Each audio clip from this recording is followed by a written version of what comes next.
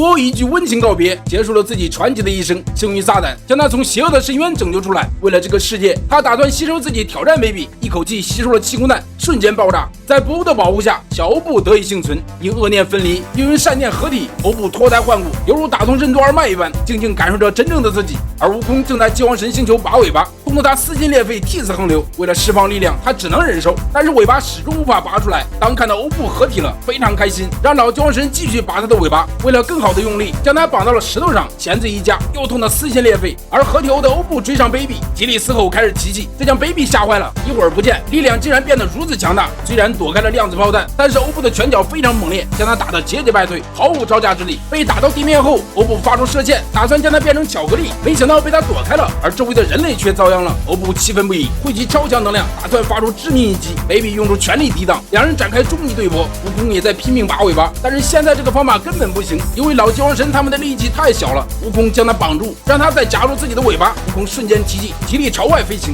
没想到这个方法果然奏效，尾巴一点点出来了。为了防止被拽断，鸡王神松开了钳子，悟空一下飞出去了，而他的尾巴也终于出来了。但是欧布那边就没那么顺利了，虽然拥有了合体的力量，但还是无法战胜卑鄙。他发出的射线被弹回来，将自己变成了巧克力。而悟空就在此时感到了，如果早来几秒，或许欧布就可以幸存下来。而卑鄙竟然将他吃掉了，气得悟空大怒，愤怒让他力量暴增，瞬间变成超3状态。悟空本以为可以将他打倒，没想到被他一招打飞了。或许是还没有适应身体，再次上前攻击，但对卑鄙的攻击同样无效。而他被卑鄙抓住尾巴，飞到空中急速旋转。悟空已经被这招多次暴打，再次摔到了地上，身受重伤，两眼迷离。他看着对面的地球，忽然浮想联翩，尾巴摇摇晃晃，突然身体急速跳动，逐渐变得粗壮无比。悟空竟然把地球当成了月亮，赛亚人的原始兽性再次激发出来，强大的气场震天动地，闪电四起，山石破碎，一头黄金大猩猩出现了。卑鄙看着冷汗直流，而他能否战胜这头巨猿呢？